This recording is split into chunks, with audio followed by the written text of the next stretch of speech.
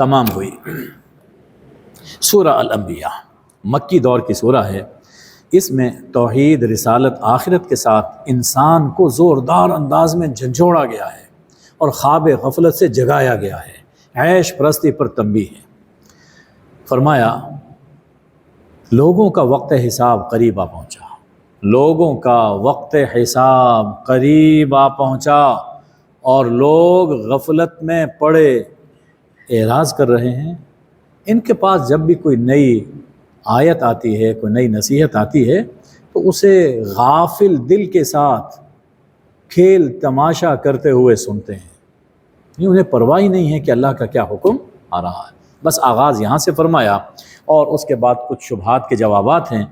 اس صورت میں خاص طور پر آپ دیکھیے گا کہ ضمیر نا یعنی جمع کی ضمیر اور صیغہ جمع اللہ تعالیٰ نے کثرت سے استعمال فرمایا۔ صیغہ جمع جب اللہ تعالیٰ استعمال فرماتے ہیں تو اس سے اللہ تعالیٰ اپنی عظمت، اپنے جلال کا اظہار فرما رہے ہوتے ہیں، اور جہاں صیغہ توحید آ جائے، جی صیغہ واحد آ جائے، وہاں اللہ تعالیٰ اپنی توحید کا اظہار فرما رہے ہوتے ہیں۔ تو اس میں صیغہ جمع ہے، یعنی اس صورت میں اللہ تعالیٰ کی شان جلال بہت کھل کر یعنی اس کو خاص طور پر بیان فرمایا گیا۔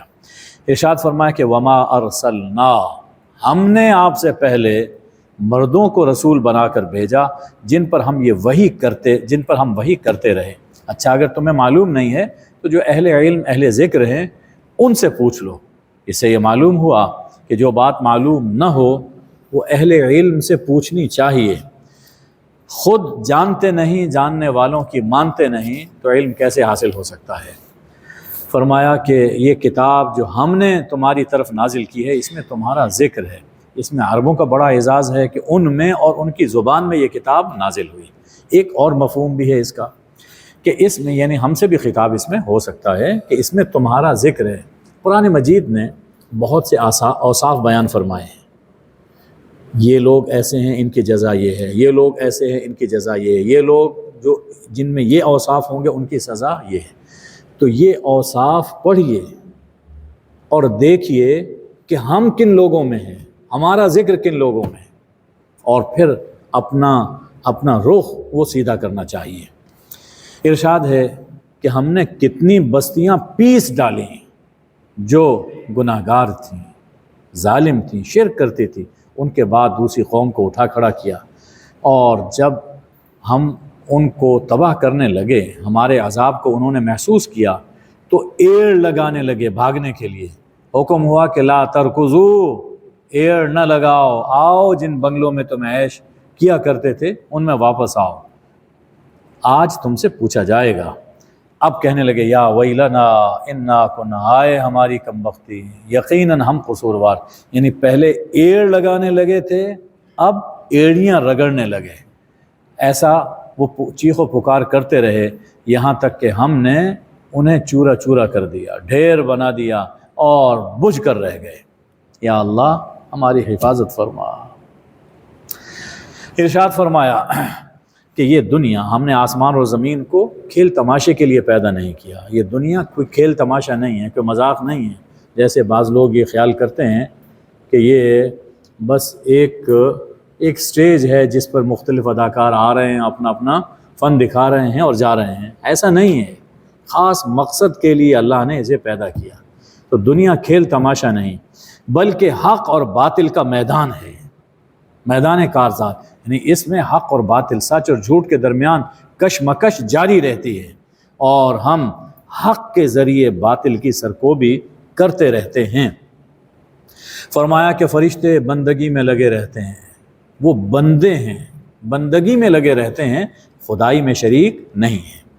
توحید کی عقلی دلیل بیان فرمائی کہ اگر اس کائنات میں اللہ کے سوا اور الہ اور خدا بھی ہوتے تو یہ کارخانہ عالم کبھی کا تباہ ہو چکا ہوتا۔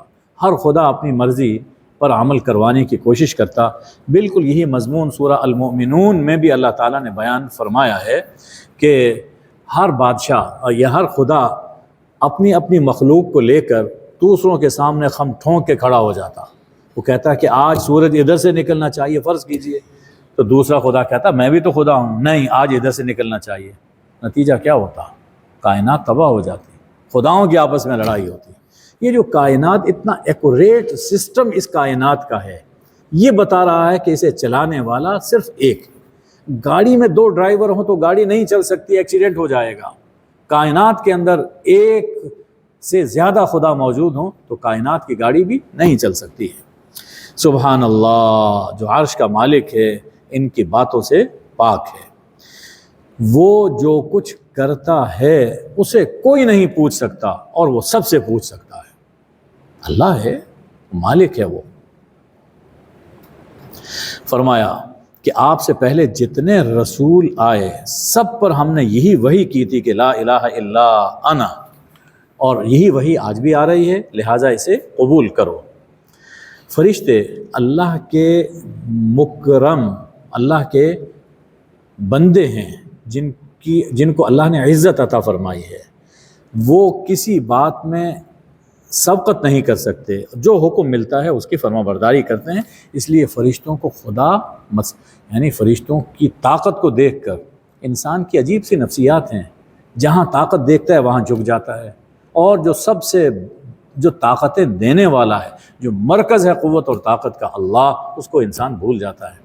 تو فرشتوں کی طاقت کو دیکھ کر لوگوں نے فرشتوں کو بھی اپنا خدا مانا، فرمایا کہ نہیں، وہ تو ہمارے حکم سے کام کر رہے ہیں، ہمارے نوکر ہیں فرشتے، ہمارے نوکر ہیں، جو ہم کام کہتے ہیں وہ کرتے ہیں، تم ان کو خدا مانے بیٹھے۔ قیامت کے دن کوئی اللہ کے سامنے نہیں بول سکے گا الا لمن ارتضی، کوئی سفارش نہیں کرے گا مگر جس کے لیے اللہ پسند فرمائے۔ از خود تو کوئی بات نہیں کر سکے گا، پھر اللہ جسے اجازت دے کہ آپ بات کریں، انبیاء ہیں، اولیاء ہیں، حفاظ ہیں، قراء ہیں، حجاج ہیں، اللہ تعالیٰ ان کو اجازت دے گا، اب وہ بات کریں گے، لیکن بات کیسی کریں گے؟ جس کے لیے اجازت ہوگی اس کے لیے بات کریں گے جی۔ اور ظاہر ہے کہ اللہ سفارش پسند فرمائے گا مومن موحد کے لیے، کافر کے لیے کوئی سفارش نہیں ہوگی۔ سفارش، یہ شفاعت در حقیقت دعا ہے۔ شفاعت کی حقیقت کیا ہے؟ دعا۔ دعا دنیا میں بھی ہوتی ہے، آخرت میں بھی انبیاء، اولیاء، اہل ایمان کے لیے دعا کریں گے۔ سفارش کا معنی یہ نہیں ہے کہ کہہ دیا تو اللہ ماننے پر مجبور ہو جائے، ایسا نہیں، یہ دعا ہے، قبول کرے یا نہ کرے۔ آخرت میں اللہ تعالیٰ جن جن کو اجازت دے گا وہ دعا کریں گے۔ اچھا، اب یہ سوال بھی ایک ذہن میں پیدا ہوتا ہے کہ جب یعنی اللہ تعالیٰ جس کے بارے میں فرمائے گا تو سفارش کریں گے، شفاعت کریں گے، تو مقصد کیا ہے اللہ کا؟ کہ انہیں بخشنا چاہتا ہے۔ جب اللہ بخشنا چاہتا ہے تو ان سے شفاعت کروانے کی کیا ضرورت ہے؟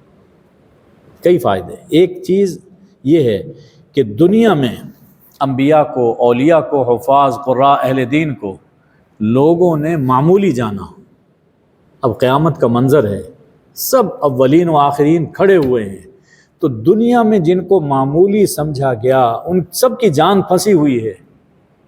جن کو معمولی سمجھا گیا، جو سمجھنے والے تھے، وہ سب پھنسے ہوئے ہیں، اور ان بظاہر معمولی لوگوں کو اللہ تعالیٰ فرمائے گا کہ اٹھو، تم ان کے لیے سفارش کرو، ان کے لیے بات کرو، ان کے لیے، تو ان کی سفارش پر وہ بخشے جائیں گے۔ اتنا بڑا اعزاز قیامت میں اللہ تعالیٰ ان لوگوں کو عطا فرمائے گا۔ اب ایک سائنسی حقیقت، یعنی سائنس آج اس نتیجے پر پہنچی ہے جو اس آیہ کریمہ میں اللہ تعالیٰ بیان فرما رہا۔ کیا کافروں نے دیکھا نہیں کہ آسمان اور زمین آپس میں جڑے ہوئے تھے؟ فَفَتَقْنَاهُمَا، پھر ہم نے اسے یکبارگی کھول دیا۔ یہ کھولنا آرام آرام سے نہیں، یکبارگی اسے کھول دیا، جسے ہم بگ بینگ کہتے ہیں۔ یہ سب وہی ایک اس کا اللہ تعالیٰ نے یہاں پر ذکر فرما دیا۔ اور ہم نے ہر زندہ چیز کو پانی سے پیدا کیا ہے، یہ بھی ایک سائنسی حقیقت ہے جی۔ اب یہ ہماری ایک نالائقی ہے کہ ہم علم میں پیچھے رہ گئے، اور جو نہ ماننے والے ہیں وہ آگے نکل گئے۔ ان کی تحقیقات ہمارے سامنے آتی ہیں، اوہو یہ تو بات تو قرآن میں موجود ہے پہلے سے، تب ہمیں احساس ہوتا ہے۔ کاش کہ ہم ان حقیقتوں کو ان سے پہلے دریافت کر پاتے۔ پھر اللہ تعالیٰ نے اپنی زمین و آسمان اور اس کے درمیان جتنی نعمتیں ہیں ان کا ذکر فرمایا۔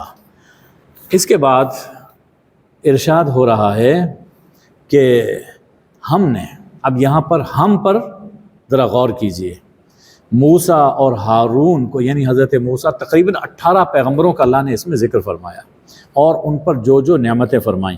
اس میں حضرت ابراہیم علیہ السلام کا وہ واقعہ بھی ذہن میں لائیے، جب قوم کو سمجھایا وہ نہیں مانے تو حضرت ابراہیم علیہ السلام وہ قوم چلی گئی تو حضرت ابراہیم وہاں پر رہے، ان کی غیر موجودگی میں بتوں کی مرمت کی، اور پھر وہ جو ہتھوڑا تھا وہ بڑے بت کے کندھے پر رکھ دیا۔ جب آ کر پوچھا تو کہا کہ بڑا تو یہ ہے اور اس کے کندھے پر ہتھوڑا پڑا ہوا ہے، آلۂ قتل، آلۂ مرمت جس کے پاس ہے، ظاہر ہے کہ اسی نے ان کی ٹھکائی کی ہوگی، اس سے پوچھو۔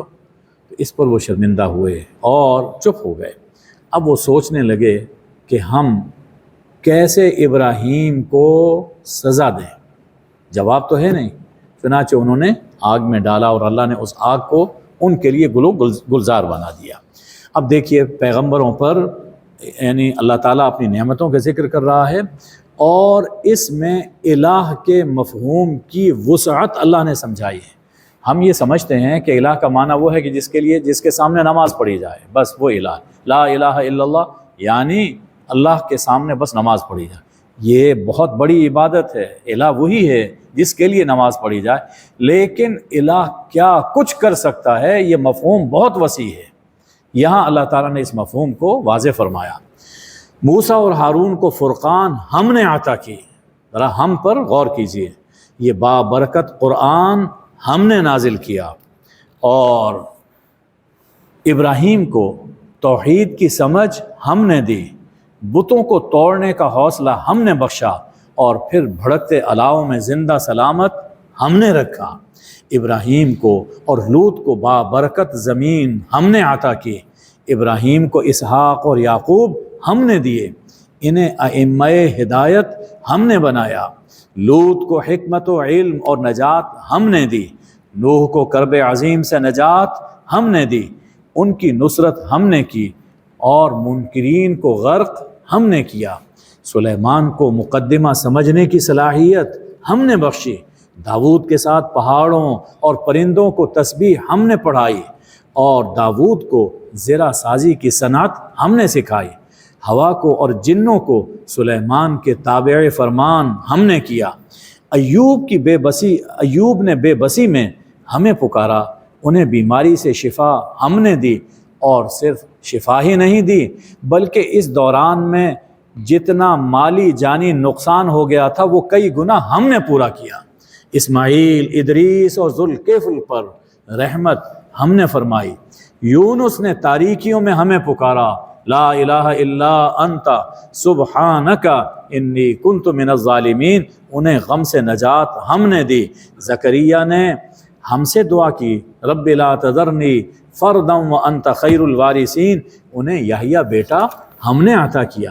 اچھا، زکریا کے ہاں تو ظاہری اسباب موجود تھے، مریم کو بن باپ بیٹا دے کر اسے اپنی قدرت کا نشان ہم نے بنایا، اور اب آخر میں آپ کو حضور اکرم صلی اللہ علیہ وسلم، اب آخر میں آپ کو رحمت للعالمین بنا کر ہم نے بھیجا ہے، وما ارسلناک الا رحمت للعالمین۔ جب یہ سب کچھ کرنے والے ہم ہیں، جب یہ سب کچھ کرنے والے ہم ہیں تو مان لو لا الہ الا اللہ، لا الہ الا اللہ، لا الہ الا اللہ۔ تمہاری حاجتوں کو بھی ہم پورا کریں گے، تمہاری مشکلات کو بھی آسان کریں گے۔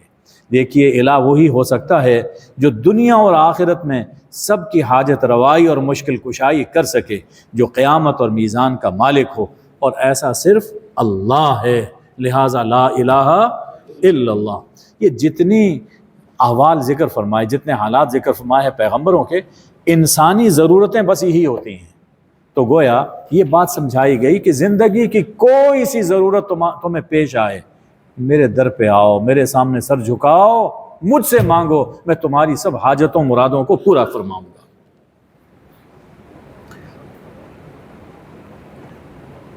سورہ الانبیاء تمام ہوئی۔ سورہ الحج آغاز اس کا قیامت کے حال سے ہو رہا ہے اور بہت ہی دل دہلا دینے والا منظر ہے۔ لوگوں اپنے رب سے ڈرتے رہو، رب سے ڈرتے ہوئے زندگی گزارو۔ وہ جو اس گھڑی کا زلزلہ ہے، اس گھڑی جس کا سب انتظار کر رہے ہیں، سب کو معلوم ہے کہ وہ ایک گھڑی آنے والی ہے، قیامت کی گھڑی۔ اس گھڑی کا زلزلہ بڑی چیز ہے۔ جس دن وہ گھڑی آئے گی تم دیکھو گے کہ ہر دودھ پلانے والی اپنے بچے کو بھول جائے گی۔ یہ حال وہ ہے کہ جس میں ماں کی شفقت بچے پر بے نہایت ہوتی ہے، لیکن وہ گھڑی اتنی ہولناک ہوگی کہ ماں اپنے شیرخوار بچے کو بھول جائے گی، حمل والیوں کے حمل گر جائیں گے، لوگوں کو دیکھو گے کہ مدہوش نظر آئیں، لوگ مدہوش نظر آئیں گے، حالانکہ وہ مدہوش نہیں ہوں گے، اللہ کا عذاب بہت شدید ہوگا، سب کے ہوش اڑے ہوئے ہوں گے۔ یہ منظر بیان فرما کے اشارہ، یعنی اب یہ بات شروع کی جا رہی ہے کہ کچھ لوگ ایسے ہیں جو علم کے بغیر اللہ کے بارے میں جھگڑا کرتے ہیں اور سرکش شیطان کی پیروی کرتے ہیں۔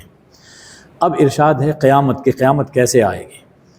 دلیل دی جا رہی ہے کہ لوگوں اپنی تخلیق کے مراحل پر پھر بچپن، جوانی، بڑھاپے پر غور کرو۔ بنجر زمین کو بارش سے شاداب ہوتا ہوا دیکھو تو یقین آ جائے گا کہ اللہ ہی حق ہے، وہ مردوں کو بھی زندہ کر سکتا ہے، وہ ہر چیز پر قادر ہے۔ یعنی لازم ہے کہ انسان ذرا غور تو کرے، اپنے اندر ذرا جھانکے تو صحیح، سب حقیقتیں سمجھ میں آنا شروع ہو جاتی ہیں۔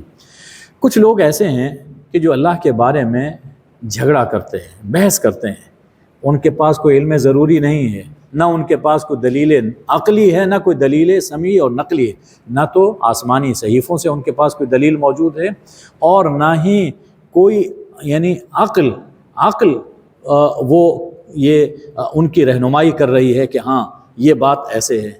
کوئی نہ عقل کا ساتھ ہے، نہ ان کے پاس نہ آسمانی کتابوں کا، گزشتہ علوم کا کوئی ساتھ، اور علم بھی نہیں ہے، اور جھگڑا کرتے ہیں اللہ کی ذات کے بارے میں۔ اب یہ بات جو بیان فرمائی گئی، دیکھیے کہ آج کل یہ مناظر بہت نظر آتے ہیں، بغیر سوچے سمجھے کہ یہ نہیں ہو سکتا، وہ نہیں ہو سکتا، شکوک و شبہات کا اظہار، یعنی صرف شکوک کا اظہار ہوتا ہے، اور اس شک کو لوگ علم سمجھتے ہیں۔ یہ علم نہیں ہے، جہالت ہے۔ یہ کچھ لوگ ایسے ہیں جو اللہ کی کنارے پر رہ کر عبادت کرتے ہیں، اللہ کی ایک یعنی مان لیا ہم نے اللہ کو، لیکن ایک کنارے پر رہ کر۔ اگر تو کوئی مال مل جائے، کوئی منصب مل جائے تو خوش ہوتے ہیں کہ ہاں ہم ٹھیک کام کر رہے ہیں، عبادت بہت اچھا ہے، اللہ کو ماننا بہت اچھا ہے، منصب مل گیا، مال مل گیا۔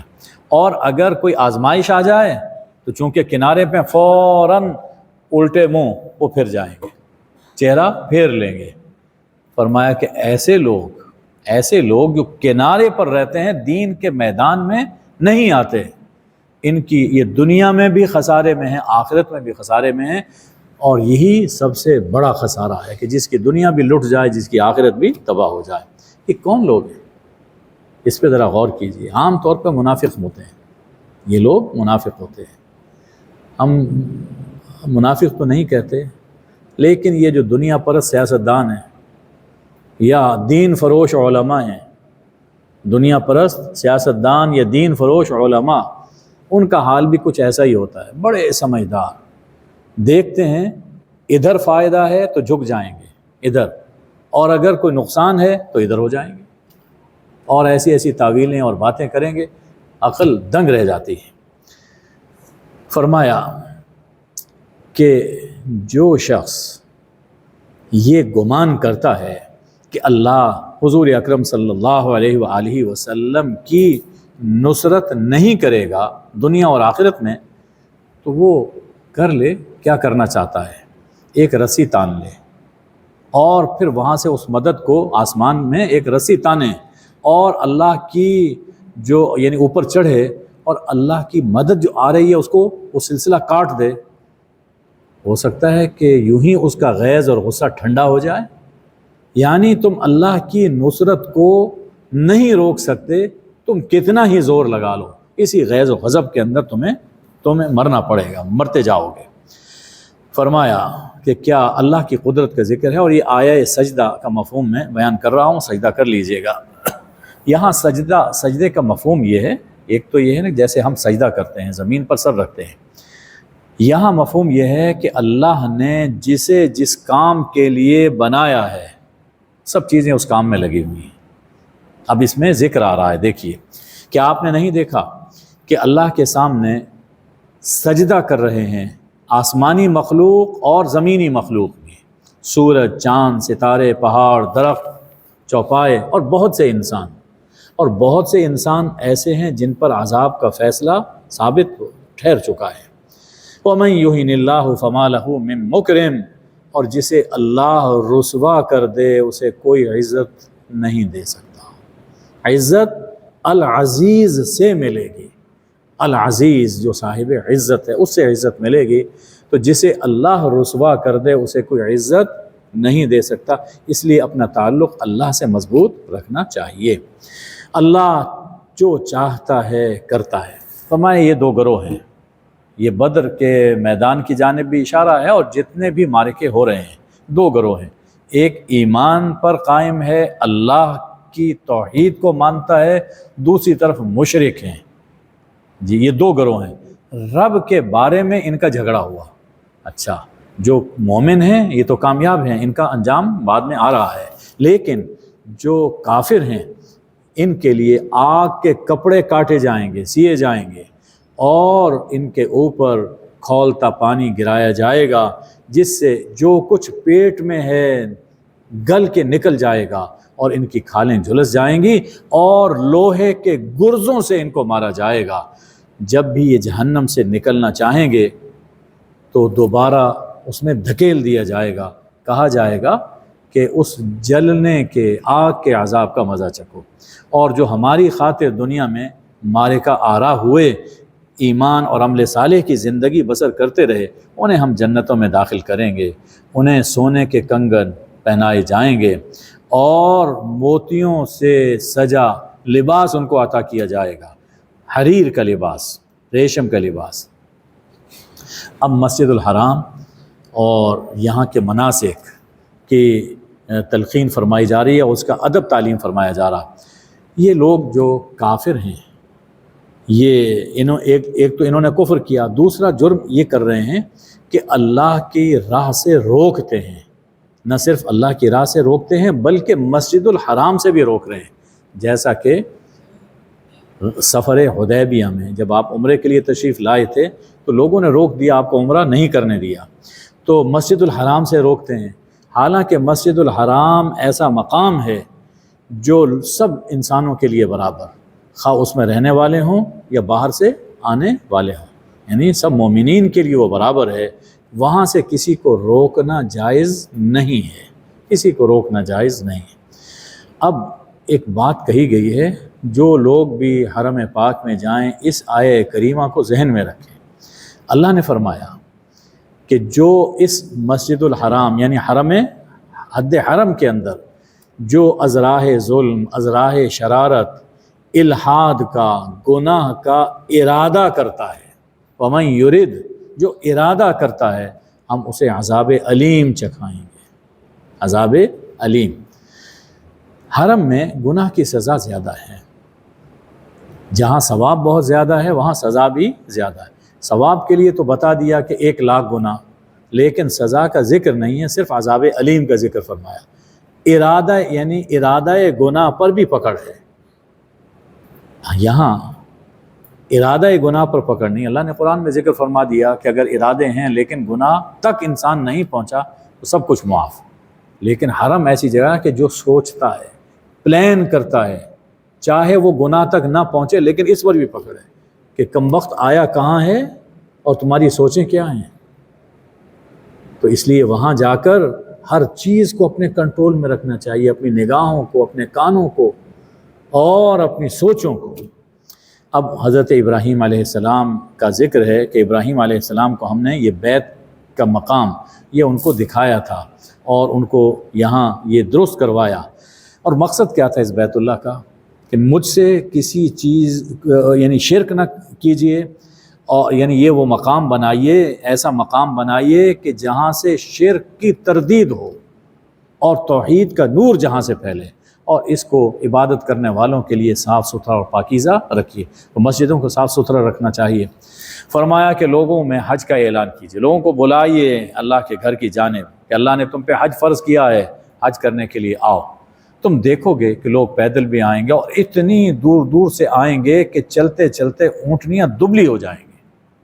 اور آج کل جہازوں اور دوسری سواریوں کا وقت آ گیا، کتنی دور سے لوگ وہاں پر پہنچتے ہیں۔ یہاں جب حاضر ہوں تو ان کو دنیاوی، دینی، سیاسی، تمدنی، اقتصادی منافع حاصل ہوں گے۔ یعنی حج کے اندر یہ اگر کوئی دنیاوی فائدہ بھی حاصل کر لے، کوئی چھوٹا موٹا بزنس بھی کر لے، تو یہ کوئی گناہ کی بات نہیں ہے۔ لوگ بڑا پاک حاجی اسے سمجھتے ہیں کہ ماشاءاللہ یہ گئے ہیں، انہوں تو وہاں سے کوئی ایک کپڑا بھی نہیں خریدا، جی بالکل جیسے گئے تھے ویسے ہی آ گئے۔ اب ذرا سوچو کہ اگر کوئی نہ کپڑا خریدے نہ کوئی چیز خریدے، جو وہاں کے رہنے والے لوگ ہیں وہ تو بیچارے ان کا کون پرسان حال ہوگا؟ یہ بزنس ہوتا ہے، ان کا بھی رزق ہے اور ہماری بھی ضرورتیں پوری ہوتی۔ تو حج کو اللہ نے کئی مقاصد کے لیے رکھا ہے، تو وہ سب مقاصد حاصل کیے جا سکتے ہیں۔ پھر قربانی کا ذکر ہے اور طواف زیارت کا اللہ نے ذکر فرمایا۔ ارشاد ہے کہ رجز، بتوں کی گندگی سے بچو اور جھوٹ سے بچو۔ بتوں کی گندگی اور جھوٹ کا اللہ نے اکٹھے ذکر فرمایا، اس سے جھوٹ کی برائی وہ سمجھ میں آتی ہے۔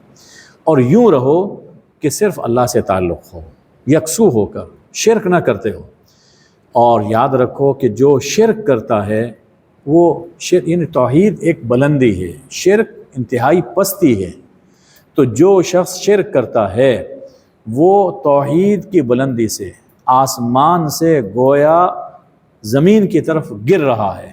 اب راہ میں اسے پرندے اچک لیں یا ہوائیں اسے کسی گہرے کھڈ میں جا کر گرا دیں، اسے کوئی بچانے والا نہیں ہے۔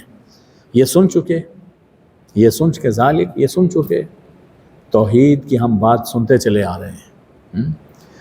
اب کچھ لوگوں کا مزاج ایسا ہوتا ہے کہ لا الہ الا اللہ یہ سنا، توحید سنی، اب اس توحید کے جوش میں ہر شخص کی وہ بے ادبی کرنا شروع کر دیں گے، پیغمبروں کی بے ادبی، اولیاء کی بے ادبی، ہر چھوٹے بڑے کی بے ادبی اور بے تعظیمی یہ شروع کر دیں کہ جی ہم بڑے موحد ہیں۔ اللہ فرماتا ہے کہ نہیں، ایسی توحید مجھے قبول نہیں ہے۔ توحید میری عبادت ہے، میرا حق ہے، وہ مجھے ادا کرو، لیکن جو میرے ہیں ان کی بھی تعظیم کرو، جو میرے ہیں ان کی بھی تعظیم کرو، ان کا ادب کرو۔ اس سے پتہ چلے گا کہ تمہارے دل میں میرا ادب ہے، تمہارا مجھ سے تعلق ہے۔ اب ان کو شاعر فرمایا۔ شاعر خدا پرستی کی علامت ہے۔ وہ شخص، کوئی شخص یا کوئی چیز جسے دیکھ کر اللہ یاد آ جائے، وہ سب شاعر میں داخل ہیں۔ اللہ کے رسول، اللہ کی کتاب، بیت اللہ، یعنی خاص نسبت ہوگی نا اللہ کے ساتھ، جس چیز کو خاص نسبت ہو جائے وہ شاعر میں داخل ہے، اور قیامت تک مختلف شاعر بنتے رہیں گے۔ تو ان سب کا ادب کرنا، اللہ کے رسولوں کا ادب، رسول اللہ صلی اللہ علیہ وسلم کا ادب، اولیاء کا ادب، کتاب کا ادب، یہ مسجد اللہ کا گھر ہے اس کا ادب، اور دین کی ہر بات کا ادب کرنا، یہ توحید کا تقاضا ہے۔ توحید کا یہ تقاضا ہے، یعنی اس سے یہ جانچا جائے گا آدمی کہ اس کے دل میں صرف اللہ ہے، جو کچھ اللہ فرماتا ہے یہ اس پر عمل کرتا ہے، اور اللہ کی محبت اس کے دل میں اتنی ہے کہ جو بھی اللہ والے ہوتے ہیں اور جس چیز کو اللہ سے خاص نسبت ہوتی ہے یہ ان کا بھی ادب کرتا ہے۔ تو تعظیم کا حکم اللہ نے خود دیا ہے، اس بات کو سمجھنا چاہیے، اور یہ جو بے اعتدالی ہمارے معاشرے میں پھیلی ہوئی ہے اس سے بچنا چاہیے۔ فرمایا کہ ہر امت کے لیے ہم نے قربانی مقرر کی، اور یہ جو قربانیاں ہیں اللہ کو نہ ان کا گوشت پہنچتا ہے نہ خون پہنچتا ہے، اللہ تو دیکھتا ہے کس جذبے سے تم نے قربانی کی ہے۔ وہی جذبہ جو ابراہیم علیہ السلام کا تھا وہی ہونا چاہیے۔ تم پر بہت ظلم ہو چکے، اب ہم تمہیں اس کے جواب کی اجازت دیتے ہیں، جہاد کی اجازت دیتے ہیں، اللہ ان کی مدد پر قادر ہے۔ اب حکمت جہاد یہاں پر بیان فرمائی کہ دیکھو اگر یہ جہاد نہ ہوتا، اللہ لوگوں کو ایک دوسرے کے ذریعے نہ ہٹاتا نہ روکتا، تو یہ خانقاہیں، گرجے، یہودیوں کے معبد اور مسجدیں جن میں اللہ کا نام کثرت سے لیا جاتا ہے، یہ سب تباہ و برباد ہو جاتے ہیں، یعنی دین کا پورا نظام ہی ختم ہو جاتا۔ اس لیے ہم نے جہاد رکھا تاکہ دین اور اہل دین وہ باقی رہیں، اللہ کا دین زمین پر نافذ رہے۔ اچھا ہمارے پاس ہم کیا کریں گے؟ ہمارے پاس تعداد کم ہے، اسلحہ کم ہے، فرمایا وَلَا يَنْصُرَنَّ اللَّهُ مَن يَنْصُرُهُ، اللہ مدد کرے گا۔ اور اللہ کس کی مدد کرے گا؟ جو اللہ کی مدد کرے گا، جو اللہ کی مدد کے لیے کھڑا ہوگا، اللہ کا ناصر بنے گا، اللہ اس کی بھی مدد فرمائے گا۔ اب یہ اللہ کے ناصر کون ہیں؟ یہ وہ لوگ ہیں کہ جنہیں زمین میں جب ہم اقتدار دیتے ہیں کیا کام کرتے ہیں؟ 4 کام۔ نماز کا نظام قائم کریں گے، زکوٰۃ کا نظام قائم کریں گے، لوگوں میں معروف کا حکم دیں گے کہ بھلے کام کرو، نیک کام کرو، اور برائی سے لوگوں کو روکیں گے۔ اسلامی ریاست کی بنیادی ذمہ داریاں یہی 4 ہیں۔ تو ان کی نصرت کرنا، اس کام میں ان کی مدد کرنا، یہ اللہ کی نصرت کا ذریعہ بنتا ہے، اور یہ بھی ایک جہاد ہے۔